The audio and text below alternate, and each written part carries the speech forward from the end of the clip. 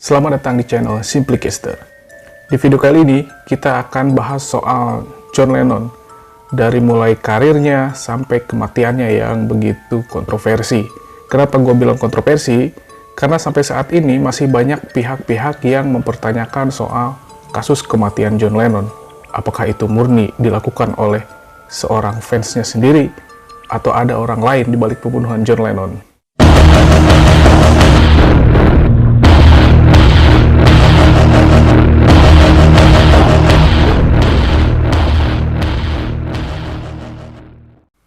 John Winston Lennon, dia lahir di Inggris tanggal 9 Oktober 1940.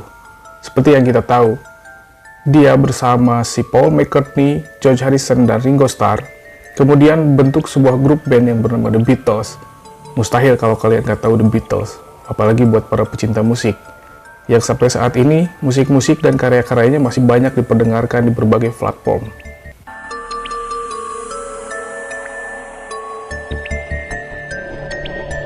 Karir John Lennon bersama The Beatles itu bisa dibilang sangat sukses.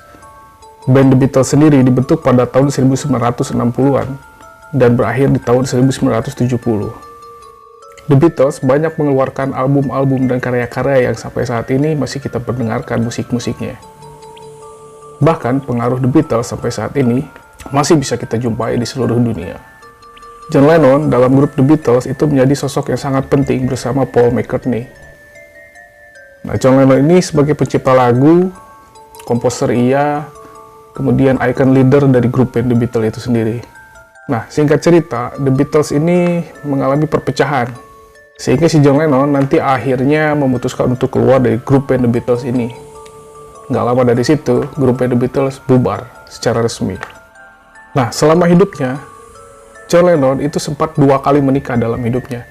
Yang pertama itu dengan Cynthia Powell, pada tahun 1962, punya anak namanya Julian Lennon, lahirnya tahun 1963.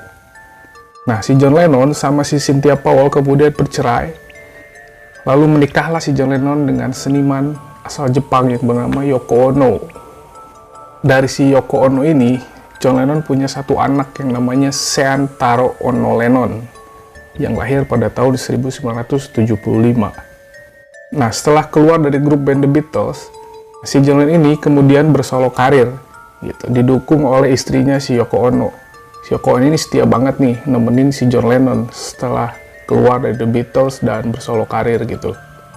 Nah, pasangan ini, si John Lennon sama si Yoko Ono, itu ikonik banget gitu kan.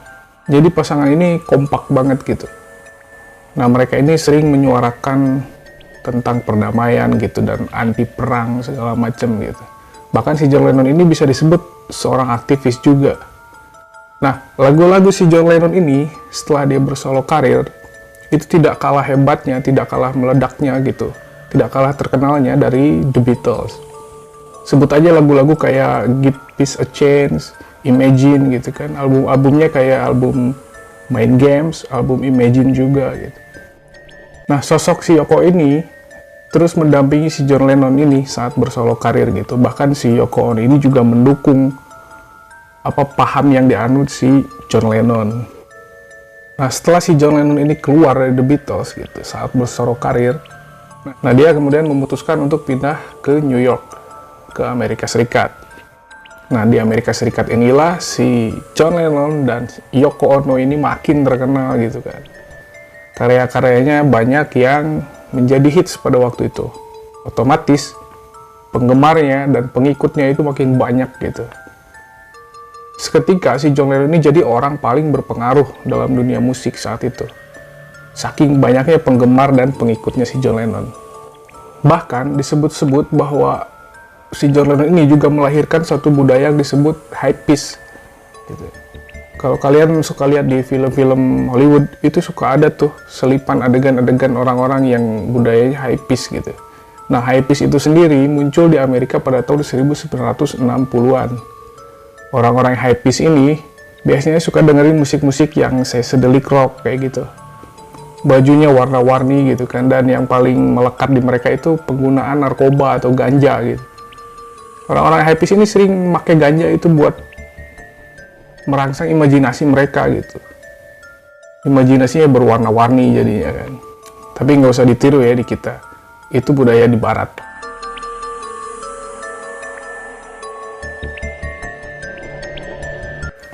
Nah, saking besarnya pengaruh dari musik-musik si John Lennon ini, sampai-sampai pemerintah Amerika saat itu sempat khawatir nih sama si John Lennon dan segala aksi-aksinya gitu.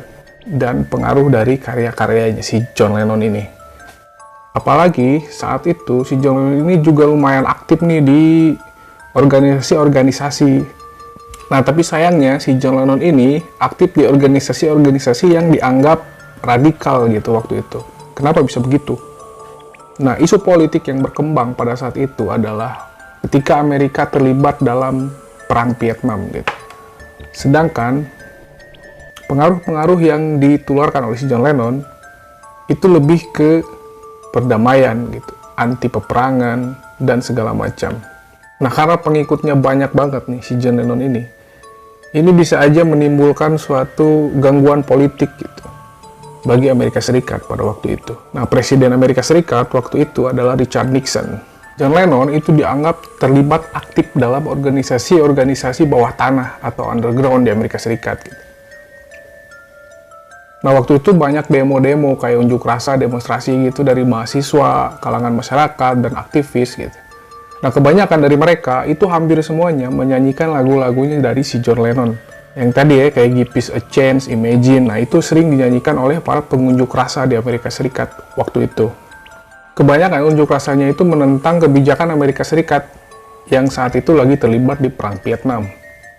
Nah, sayangnya juga, ketenaran si John Lennon ini itu bukan cuman berakibat pada banyaknya penggemar, banyaknya pengikut gitu, tapi ada juga nih pengikutnya atau fansnya yang kelewat gila. Salah satunya namanya Mark David Chapman.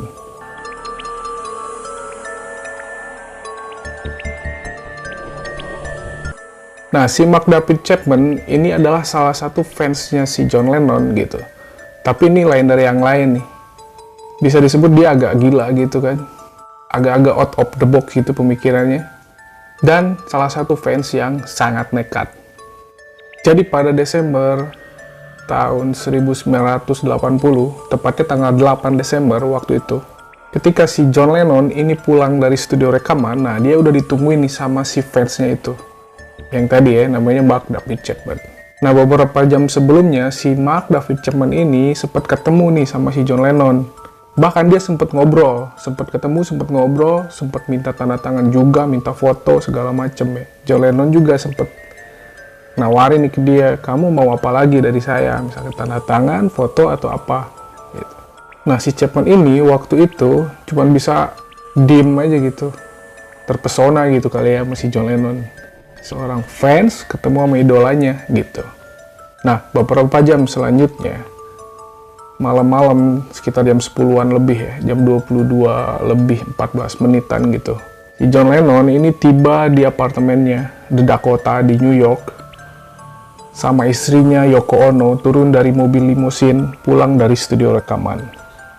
Nah, si Chapman itu udah nunggu di depan lorong pintu masuk The Dakota New York atau apartemennya si John Lennon. Aneh juga sih kenapa musisi sebesar seterkenal John Lennon itu nggak pakai pengawal ya. Atau mungkin saat itu lumrah-lumrah aja gitu. Padahal kan situasi di Amerika Serikat itu bahaya banget gitu kan. Nah, singkat cerita, si John Lennon ini ketika dia jalan sama istrinya Yoko Ono menuju apartemennya, si Chapman ini kemudian langsung menghampiri si John Lennon. Si Chapman ini sempat berkata, "Halo Tuan Lennon." Nah, nggak disangka setelah itu si Chapman langsung ngeluarin pistol dari tangannya. Kemudian menembak ke arah si John Lennon 5 kali. Kemudian memukul bagian belakang kepalanya si John Lennon. Gila emang si Chapman nih. John Lennon langsung terkapar. Darahnya di mana-mana di pakaiannya termasuk di kacamatanya gitu. Darahnya muncrat-muncrat. Setelah ditembak oleh si Chapman. Nah, istrinya Yoko Ono itu berteriak histeris manggil-manggil orang gitu minta bantuan. Nah, anehnya lagi, si pelaku atau Mark David Chapman itu cuma duduk di situ nongkrong sambil baca buku. Sampai akhirnya polisi tiba di lokasi, si Chapman ini langsung diamankan tanpa perlawanan. Ya ibaratnya kayak dia menyerahkan diri gitu aja. Nah si John Lennon ini sebenarnya sempat dibawa ke rumah sakit setempat waktu itu. Hanya saja beberapa jam kemudian nyawanya tidak bisa ditolong lagi karena luka parah akibat tembakan tadi si Chapman itu. Nah ketika diinterogasi oleh polisi, pernyataan si Mark David Chapman ini cukup mengejutkan. Dia bilang kalau dia itu sangat mengidolakan yang namanya John Lennon gitu. Dia fansnya, fanatik, fans berat gitu. Nah, saking mengidolakan John Lennon, dia mau seterkenal John Lennon. Dia mengaku bahwa dia membunuh John Lennon agar namanya selalu melekat ketika ada pemberitaan tentang John Lennon. Ya iya sih, cuman nggak sampai gitu kali ya. Kelewat gila emang si Chapman ini. Jadi si Chapman ini pengen ketika nanti ada berita-berita soal John Lennon, nah namanya itu ada gitu disebut. Ya dengan dia menembak si John Lennon sampai meninggal gitu. Ya otomatis ketika ada pemberitaan John Lennon akan selalu dikaitkan dengan namanya, si Mark David Chapman itu. Nah beberapa sumber juga bilang kalau si David Chapman ini juga sempat kecewa sama John Lennon. Kecewanya kenapa? Karena John Lennon ini dianggapnya terlalu terkenal gitu. Nah yang menarik, ada juga yang bilang bahwa si Chapman ini sakit hati karena ucapannya John Lennon beberapa tahun yang lalu. Nah waktu itu sesi wawancara sama The Beatles ya, waktu si John Lennon masih gabung The Beatles. Tepatnya di harian lokal di Evening Standard, edisi Maret tahun 1966. Nah dalam sebuah sesi wawancara, si John Lennon ini pernah bilang bahwa kurasa saat ini The Beatles lebih terkenal dari Yesus sekalipun. Ngeri juga ya. Nah akhirnya si Mark David Chapman ini diadili kemudian divonis penjara 20 tahun apa 25 tahun gitu ya. Nah ada beberapa hal yang menarik di sini karena beberapa tahun setelah kematian John Lennon gitu, itu ada beberapa pihak termasuk dari pihak keluarganya, terutama si Sean nih, anaknya si John, itu mendesak kepolisian untuk terus melakukan penyelidikan terkait kasus pembunuhan ayahnya. Dan ternyata di situ baru terungkap gitu. FBI sempat mengunggah dokumen-dokumen rahasia beberapa tahun setelah kematian John Lennon. Dalam dokumen tersebut, intinya bahwa FBI itu sempat memata-matai si John Lennon beberapa lama gitu. Nah, balik lagi ke pembahasan yang sebelumnya. Jadi si John Lennon itu pengaruhnya kan sangat besar gitu. Pengikutnya banyak banget. Nah waktu itu pemerintah Amerika Serikat itu kan sempat khawatir tuh pengaruh-pengaruh si John Lennon ini bisa mengganggu kebijakan politik pada saat itu. Yang tadi Amerika waktu itu lagi terlibat di perang Vietnam. Nah Presiden Richard Nixon kemudian memerintahkan FBI untuk memata-matai seluruh aktivitas John Lennon.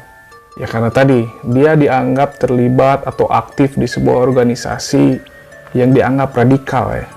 Yang mungkin dianggap radikal karena bertentangan dengan kebijakan politik Amerika Serikat waktu itu yang memilih untuk ikut terlibat atau terjun di perang Vietnam. Sedangkan si organisasi itu menyuarakan untuk perdamaian gitu kan. Nah ini sesuai sama isi bait-baitnya atau lirik-liriknya si John Lennon.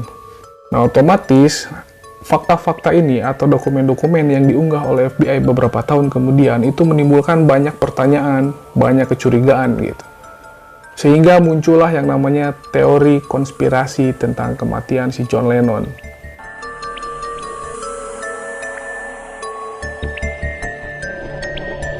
Nah, banyak orang mengaitkan kematian John Lennon ini ada hubungannya sama FBI dan pemerintah Amerika Serikat. Cukup masuk akal sih. Ya karena agak bingung juga, seorang John Lennon gitu kan, musisi terkenal pada saat itu, bukan cuma di Amerika, bukan cuma di Inggris, bahkan di seluruh dunia, itu bisa kecolongan gitu. Ya ditembak sama orang biasa gitu, orang sipil. Dan lokasi penembakan itu juga di ruang terbuka, di depan apartemennya, di Dakota, di New York ya. Nah lalu apa benar FBI dan pemerintah Amerika Serikat itu terlibat atau bahkan menjadi dalang di balik pembunuhan John Lennon? Oke, kasih komentar kalian di bawah ya. Nah, dari beberapa teori yang mengatakan bahwa ada keterlibatan FBI atau pemerintah Amerika Serikat gitu di balik pembunuhan si John Lennon, ada satu teori konspirasi yang menurut saya cukup gila gitu. Nggak masuk akal juga sih sebenarnya. seorang Steve Lightfoot asal California, itu dia sempat bilang bahwa pelaku sebenarnya atau yang nembak si John Lennon, eksekutornya, itu adalah Stephen King. Lu tahu kan Stephen King?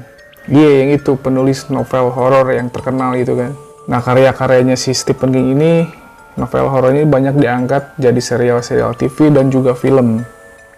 Nah, si Steve Lightfoot ini sangat yakin bahwa Stephen King itu orang yang nembak si John Lennon gitu. Dan si Mark David Chapman itu cuman boneka atau dicuci otak gitu, semacam gitulah. Sedikit nggak masuk akal sih teori ini, tapi ini menarik gitu buat dibahas. Memang gak banyak sumber-sumber yang mendukung teori si Steve Lightfoot ini, bahwa si Stephen King lah pelaku utamanya gitu.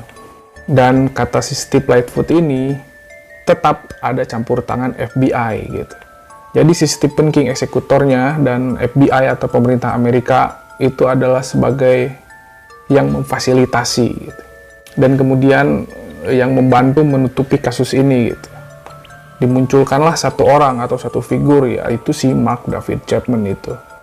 Tapi si Chapman juga udah ngaku ya, sampai 20 berapa tahun gitu masa hukumannya, ya dia mengakui. Nah, malah bahkan si Chapman ini setelah beberapa tahun dia baru mengatakan penyesalannya gitu telah membunuh John Lennon. Nah, sampai detik ini bagi penggemar-penggemar John Lennon atau bagi kita gitu, orang awam, itu memang masih banyak yang mempertanyakan kejelasan dari kasus pembunuhan John Lennon. Sayangnya tidak ada bukti-bukti pasti, tidak ada bukti-bukti konkret yang mengarah pada keterlibatan FBI atau pemerintah Amerika Serikat atas pembunuhan John Lennon. Jadi ya sampai sekarang masih dibilang ini cuma teori konspirasi. Gak ada bukti yang pasti. Tapi gimana menurut kalian? Atau kalian tahu atau punya teori-teori lain soal pembunuhan si John Lennon ini? Yang jelas dari kasus ini kita bisa belajar bahwa kesuksesan orang gitu, dengan banyaknya penggemar, banyaknya pengikut, itu belum tentu akan selalu berdampak positif buat kita. Nah, terkadang ada aja nih orang-orang gila, orang-orang ya kurang waras, atau bahkan psikopat gitu, yang terobsesi untuk membunuh idolanya gitu. Oke, jika kalian punya fakta-fakta lain atau bukti-bukti teori-teori konspirasi yang lain gitu soal kematian John Lennon, boleh tulis komen di bawah. Atau kalian punya topik-topik menarik yang ingin dibahas bareng-bareng di channel ini, tulis juga di bawah. Komen ya. Nah, bantu terus channel ini supaya bisa berkembang, supaya kita bisa ngobrol lagi lebih jauh tentang topik-topik menarik lainnya. Lo tahu kan harus ngapain. Oke, sampai jumpa di video selanjutnya dengan topik-topik yang menarik dan pembahasan-pembahasan lainnya. Terima kasih udah klik video ini. Ciao.